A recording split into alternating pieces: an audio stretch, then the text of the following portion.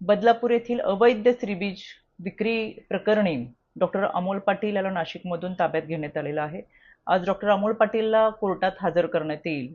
यामध्ये गेल्या 5 दिवसापूर्वी मी स्वतः बदलापूर पोलीस स्टेशनला भेट देत खरं तर तेथील सर्व विभागाशी संपर्क साधला होता आणि या दरम्यान पोलिसांना सूचना देण्यात आल्या होत्या की केवळ बदलापूर नाही, नाशिक नाही, ठाणे नाही तर संपूर्ण महाराष्ट्रामध्ये या संपूर्ण प्रकरणाचा तपास करावा। त्या अनुषंगाने ही तपासाची कारवाई सुरू आहे।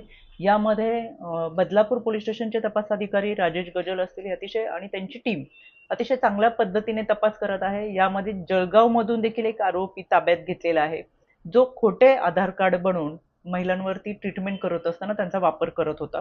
यामध्ये मालती IVF सेंटर, ज्याला नाशिकमधून परवानगी आहे पण हे ठाण्यामध्ये सुरू होतं आणि ठाण्यामध्ये सुरू असताना महिलांवरती अवैधरित्या ट्रीटमेंट केली जात होती। याच अनुषंगाने काही महिलांनी तक्रार दाखल केलेली आहे, पण ज्या महिलांनी अजूनही तक्रार दाखल केली नाही किंवा ज्यांना आपल्या ओळखीची भीती वाटतेय पण त्यांची ओळख ही पूर्ण गोपनीय ठेवली जाईल, त्यांनी पुढे येऊन राज्य महिला आयोगाकडे तक्रार दाखल करावी।